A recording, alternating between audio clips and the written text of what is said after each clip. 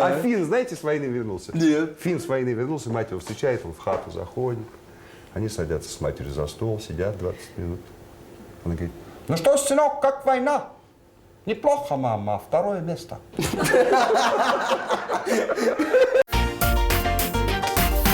Здравствуйте, уважаемые телезрители! Исян Месес Хермет Эдуслар в эфире кулинарное шоу «Секреты татарской кухни». И сегодня у меня в гостях, не удивляйтесь, а приготовьтесь, известный режиссер, продюсер Егор Кончаловский. Здравствуйте, Егор. Здравствуйте. Очень приятно приветствовать вас на татарской земле, на казанской кухне. Как вам у нас? Отлично просто, совершенно замечательно. Егор Кончаловский – российский режиссер, актер, сценарист и продюсер. Родился 15 января 1966 года в Москве в семье кинорежиссера Андрея Михалкова-Кончаловского и казахской актрисы Натальи Оренбасаровой. Его дед – знаменитый поэт Сергей Михалков. Егор Кончаловский окончил международную школу Сент-Клёрс в Оксфорде, Кенсингский бизнес-колледж, получил звание магистра истории искусства университета в Кембридже. Начинал как ассистент режиссера у Андрея Кончаловского в фильмах «Гомер и Эдди», «Танго и Кэш», «Ближний круг». В 1992 году явился одним из организаторов рекламной студии BS-TVC, в которой под его руководством снято более 120 рекламных роликов, среди которых заказы всемирно известных брендов Baskin Robbins, Mars, Sony Welcome, Dove. В 1999 году состоялся его дебют в игровом кино. Он был режиссером фильма «Затворник», а через некоторое время вышли фильмы «Антикиллер», «Антикиллер 2», «Побег», «Консервы», а также полнометражный мультипликационный 3D-фильм «Наша Маша и волшебный орех». Все картины отличались большими кассовыми сборами. Егор Кончаловский женат на актрисе Любови Толкалиной, вместе с которой воспитывает дочь Марию. Я знаю, что волей судеб совпал ваш приход на нашу замечательную кухню с 8-м международным фестивалем мусульманского кино, который проходит в Казани. И пока мы будем разговаривать с вами о том фильме, который вы представили на этом фестивале, я вас ознакомлю со своим кинофильмом, который мы назвали «Лапша по-татарски» или «Токмаш Аша». Договорились? Договорились. И мы с вами его попробуем приготовить прямо сейчас, здесь, на нашей кухне. Токмаш – суп-лапша по-татарски. Токмаш – одно из традиционных татарских блюд. Его готовят на любой основе – мясном, курином или грибном бульоне, на молоке. Готовить можно как просто на бульоне с мясом, добавляя только лапшу, а также можно положить в бульон коренья и картошку. В форме лапши строгих требований нет. Она может быть классической, нарезанной тонкими полосками, или в форме ромбиков, квадратиков, прямоугольников. Какого-то определенного рецепта и строгих пропорций тоже нет, но для всех вариантов действует строгое правило. Лапшу засыпают в готовый бульон или молоко и варят 2 минуты после того, как она всплывет наверх. Мы заранее отварили бульон куриный. Ой, как хорошо. И к нашему бульону нам понадобится поджарка, которую мы приготовим из моркови, лука и чесночка для аромата. Договорились? Договорились. Так, ну что ж, я вам доверяю тогда порезать красивый лук, причем как хотите, универсально, вот на этой доске. Вдоль или поперек? По-разному. По-разному. Касательно фестиваля, вы знаете, на самом деле, вот на фестивале мусульманского кино у нас не одна картина, а две целых. Целых 2 картины. Одна представлялась, была фильмом «Открытие. Возвращение в ад», а второе кино это, как же оно называется, «Сердце мое Астана». Вот, так что 2 фильма за 2 дня. У меня это рекорд, никогда такого не было. Но поздравляю вас с рекордом. И такой вопрос. Не все знают, что на самом деле вы как человек, вот я на самом деле, да, как вы говорите, в Казахстане вы казах, так. В России вы русский, что эти оба фильма, они оба снимались в Казахстане. В Казахстане я казах и в России я казах. Но картины снимались, да, обе картины снимались в Казахстане. И по иронии судьбы, в Казахстане первая картина «Возвращение в Казахстане» снималась в основном, там 70% на фарси. На фарси. Представляете? Представляю. Вот представьте себе сыграть сцену на фарси. Вот. Было несколько вариантов названий, насколько я понимаю, там был «Кара-майор», «Возвращение». А почему вот остановились на этом названии? Карамайор вообще, да, было такое название, Карамайор, было даже такое название «Настоящий полковник». Да. Кошмар, да? На самом деле Карамайор это реальный персонаж, он жив, слава богу, его зовут Борис Тукевич. Это был один из командиров мусульманского батальона знаменитого, который, собственно говоря, начал войну в Афганистане. Потому что вот, когда брали дворец Амина, ключевую роль там играл вот этот мусульманский батальон. Вот. И это легендарная абсолютно личность, и мне очень повезло, потому что он был, собственно, главным консультантом на этой картине. И сегодня в Казахстане все военачальники, большие военачальники, там многозвездные генералы, они все его ученики. Вот он, слава богу, жив-здоров. Он есть. Карл-майор, черный майор. Вот. Поэтому названий было много, но остановились на названии «Возвращение в А», вернее, остановились, что он сейчас, я решение принимал. Потому что, во-первых, по сюжету картины сегодняшний, ныне живущий ветеран, одноногий, у него одну ногу оторвало в бою, попадает в Афганистан, то есть он возвращается в А. Это Афганистан. Но идея пришла оттуда, из того факта, что на самом деле документ, реальный документ о вводе войск в Афганистан назывался «К положению в А». А в кавычках. Поэтому название. Хотя его произносить трудно. Ну, смотреть зато легко и очень увлекательно. Егор, ну вот есть в интернете такая страничка, которая называется «Интересные факты этого фильма». И один из них, я раскрою, не все телезрители знают, что многие сцены, они ведь как будто там сцены есть в Афганистане, сцены есть в Казахстане и далее. Но все эти сцены снимались в одном месте. То есть как вот это удалось под Алмату, если не ошибаюсь? Как удалось найти такое место, где можно было снять и Афганистан, и Казахстан? Нет, ну вообще, на самом деле, представьте себе Казахстан. Казахстан, территория Казахстана всего лишь в 3 раза меньше, чем территория Китая. А население в 100 раз меньше. Казахам надо бояться китайцев больше, чем нам, да. Вот. И, конечно, в у меня было три мощнейших ощущения в жизни. Я вообще, в принципе, не очень сентиментальный человек с точки зрения оценки природы. Да? Вот 3 раза я был поражен. Один раз на вулкане на Гавайях, один раз на фьордах в Норвегии и один раз в Казахстане. В Казахстане в Красном каньоне такое есть место. Казахстан удивительное место с точки зрения природы, потрясающее место. Там есть все. Вот. Ну, и там, то, что называется, более афганистанистый Афганистан, чем сам Афганистан. Вот. То есть с точки зрения кино совершенно нет необходимости ехать в Афганистан абсолютно одинаково. А кто подсказал вам вот это вот место?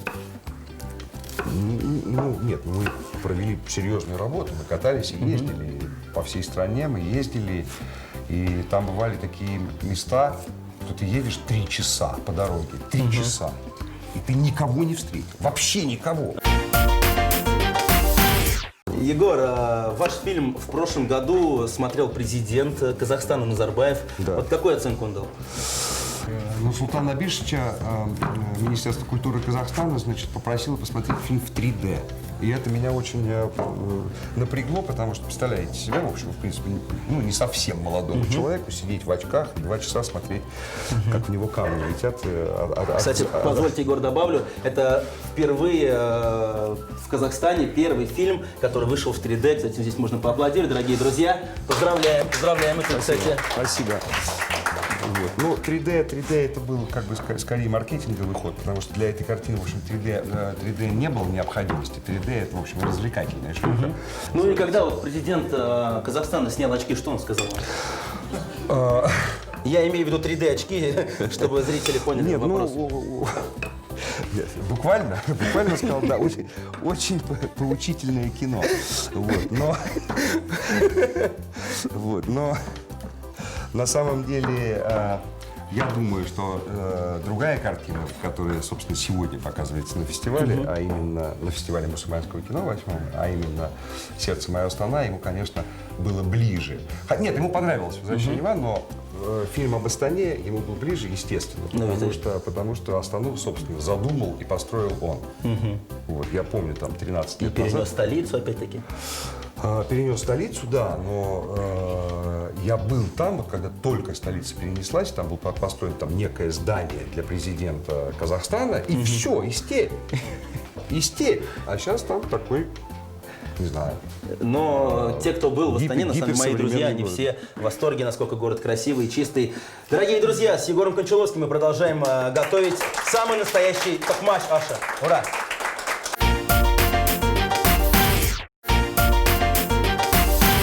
Уважаемые телезрители, напоминаю, сегодня у меня в гостях известный режиссер, продюсер Егор Кончаловский. С Егором мы продолжаем готовить поджарку для нашего блюда. Высыпаем? Здесь, да, у вас лук. Кстати, я заметил, вот я чистил, вернее, и почистил морковь, и натер ее, а вы занимались луком, и даже ни одну слезинку не проронили. Как вам удается чистить лук, резать его и даже не плакать? Егор, откройте нам секрет. Отплакал уже. Своё. Так, пожалуйста, помещайте все это сюда. Так, отлично. Слушайте, а камера сейчас работает? У нас все работает в Я Татарстане, вам слава богу. анекдот рассказал смешной по поводу лука. Расскажите. Не могу. Без камеры, но мы в перерыве тогда. Так, отлично. Егор, я сейчас все это поджарю, а вам передаю самое ответственное дело. Да, кубики. Это 4 красивые картофелины. И порежьте их, пожалуйста, кубиками по желанию. Размер кубика на самом деле зависит от вашего настроения. Я понимаю. Да, все это потом мы поместим в бульон. Так, ну как у вас с кубиками обстоят дела, Егор? Хорошо. Или я понимаю, вот это вот тоже кубики ваши? Вот раз кубик, А, два кубика. ну на таких кубиках не суп варить надо, одну устроить можно. Я в армии так чистил картошку. Знаете, я один раз в жизни было такое, честно слово, я начистил ванну 300 литров картошки. Это как вы так провинились, Егор? В армии? Ой. Об этом надо снимать другой фильм. И его не покажут на мусульманском Я в фестивале. армии был наказан, у меня был реальный момент, я не раздевался, не снимал одежду месяц. Ого! Да. Если вы думаете, что от меня плохо пахло, вы ошибаетесь, потому что через неделю от тебя плохо пахнет, а через 2 уже нет. Ты превращаешься в такого типа здорового пса. От которого не пахнет, просто Ну да, хочется погладить. В армии же коротко стрижешь, так проводишь, так, раньше волосы, да, такие немытые волосы, а проходит время, вот такой мех уже. Честное слово, я в кавалерии причем служил. Про наш мусульманский вот казанский фестиваль, вы впервые в нем участвуете, как вам вообще? Вот. Я считаю, что это очень-очень хороший фестиваль. Во всех смыслах. Правильный, необходимый для такой страны, как Россия, при, так сказать, при том контексте, который заявляют организаторы фестиваля, там, президент фестиваля и так далее. На мой взгляд, очень правильная концепция. То есть фестиваль мусульманского кино, который на самом деле не является фестивалем исключительно мусульманского кино, а фестивалем разного кино, коль скоро оно там попадает в определенные рамки. И это, на мой взгляд, это один, может быть, из самых интересных российских кинофестивалей. Потому что почему я об этом говорю? Потому что я сейчас много работал в разных мусульманских странах. Казахстан, понятно. И вот сейчас мы закончили картину снимать буквально там месяц назад. Сейчас монтаж идет «Баку, я люблю тебя», тоже, да? Азербайджан, мусульманская страна. Не знают об этом фестивале. Это очень жаль. Но я буду его пропагандировать изо всех сил. И на следующий год мы уже договорились, что я приеду. Хотя, по-моему, так нельзя говорить, да? Нет, можно. Мы У нас уже можно говорить договорились, всё. что мы приедем и получим приз. Нет, Ну, мы фигня, так это завуалировали. На самом деле, Егор имел в виду вот это блюдо в качестве приза. На следующий год Шутка. мы тоже будем здесь готовить. Беляш. Кстати, вот в вашем фильме, быстренько вернемся к нему, «Возвращение в А», сыграл одну из ролей Гоша Куценко, да? Да. И сейчас я не зря о нем вспомнил. Он тоже, кстати, влюбился в наш город и даже снял клип на одну из своих последних песен в нашем городе. Зря он поет. Зря он больше бы снимался в фильмах Егора Нет, я Кончаловского. шучу. Нет, на самом деле Гоша, конечно, я очень Гошу люблю. Он, в отличие от удивительно подавляющего большинства российских звезд, не болеет большинством из болезней, которые свойственны российским звездам. Знаете, какими болезнями болеют российские звезды? 3. Их 3. Жабочка, звездочка и белочка.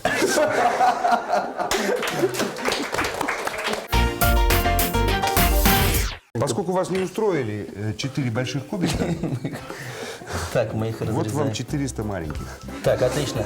Но у вас получились такие казахские кубики, у меня татарские. Заметили? Да. Что у нас меньше, но мы больше.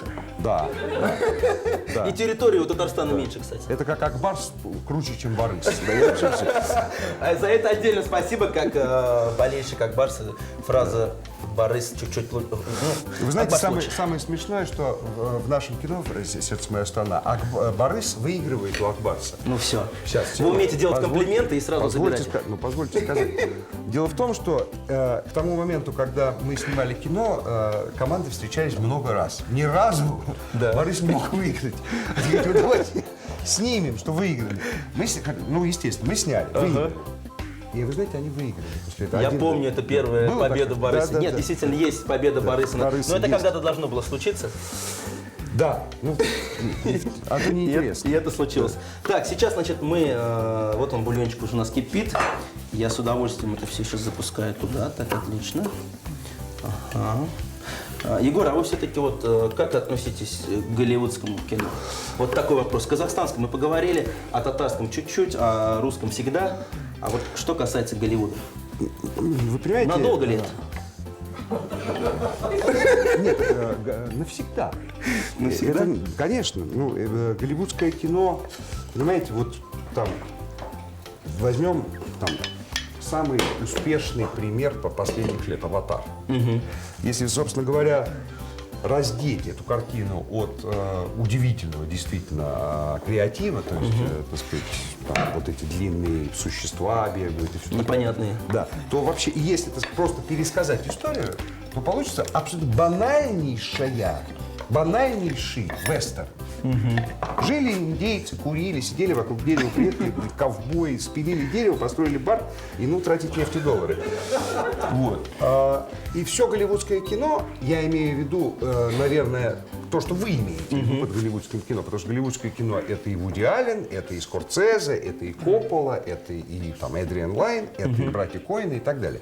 Но для нас Голливуд — это блокбастеры, да, блокбастер, трансформеры. Вот. Я считаю, что для нас нет, все имеет право на существование. Все имеет право на существование. Но чем больше мы смотрим американского кино, тем больше мы, собственно говоря, внутренне для себя пропагандируем то, что называется американская мечта. Американская мечта, да, у нас как ипотеку продают. Голливуд как таковой пропагандирует то, чего больше нет. Потому что американской мечты больше нет. Мы все понимаем, что мы сейчас все расплачиваемся за то, что, собственно говоря, пропагандировали американцы в течение всего времени с момента окончания Второй мировой войны, когда они нам всю свою ленд-лизовскую помощь продали и потом еще процент получили. Собственно говоря, не люблю Америку. Уважаемые телезрители, Егор Кончаловский и Руслан Шарафудинов продолжают готовить замечательное блюдо токмаш аше.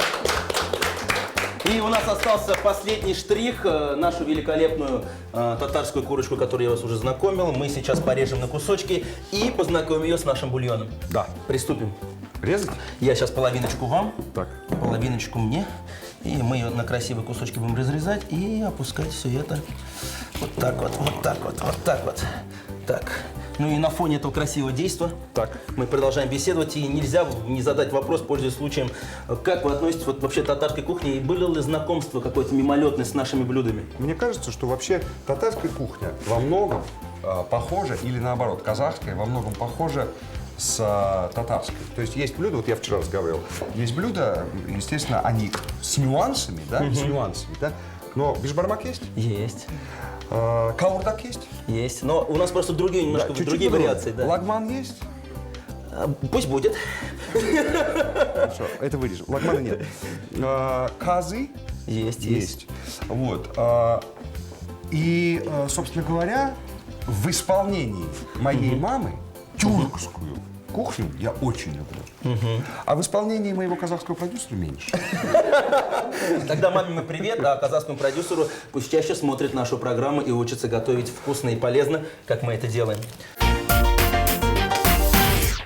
Ну а сейчас самый ответственный момент вот приготовления токмаш аше – это лапша, которую, кстати, я заранее вот так вот приготовил, высушил, порезал.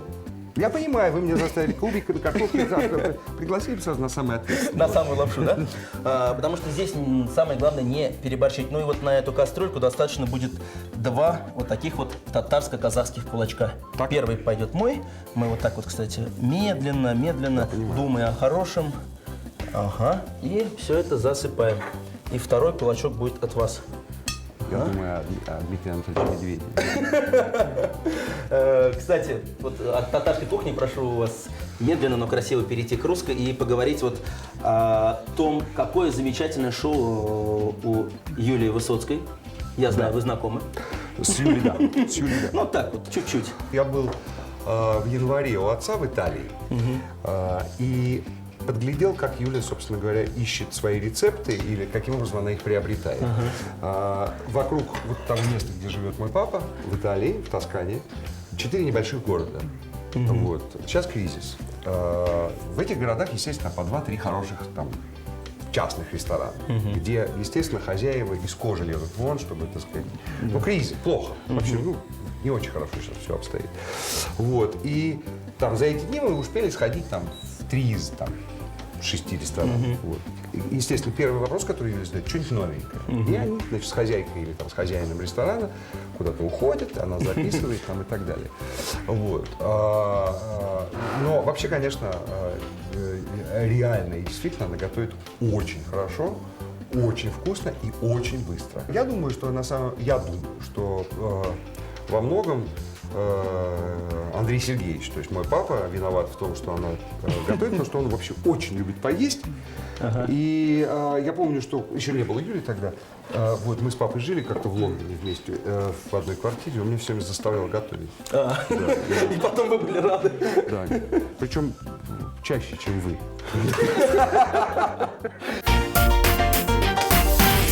Ну а прямо сейчас вместе с Егором мы переходим к самому вкусному моменту нашей программы. Мы будем пробовать токмач Аша.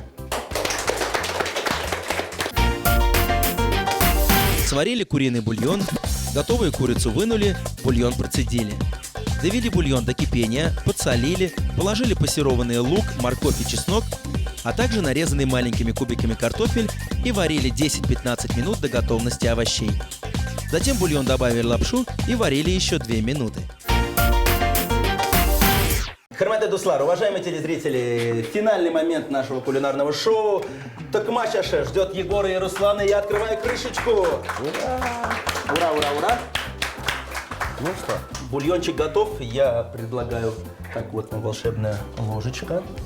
Так, какой вам кусочек курицы больше нравится? Вы положите мне, а я вам положу тот, который мне больше нравится.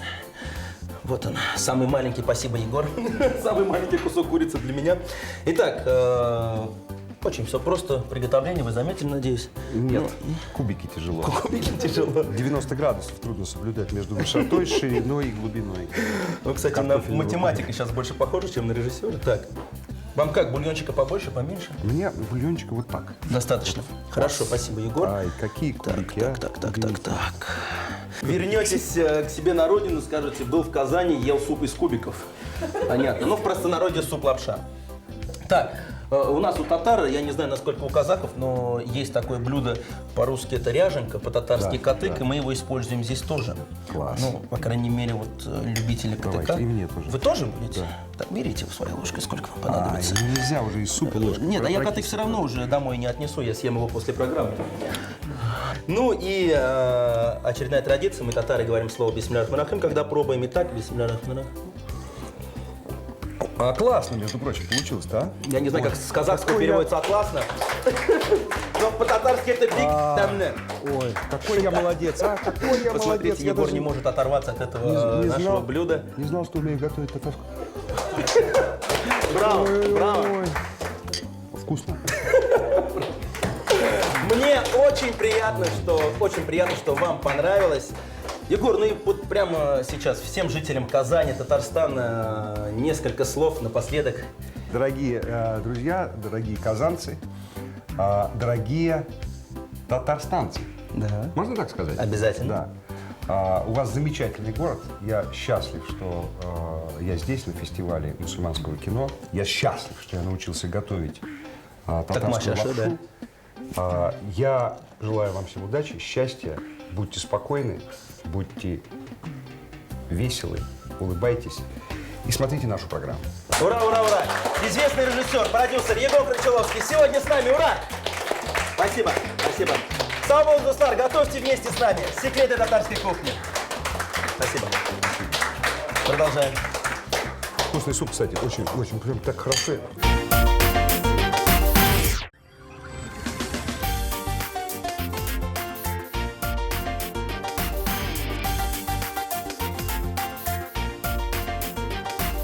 Tatlar xanı başları, bik temli hem fayda.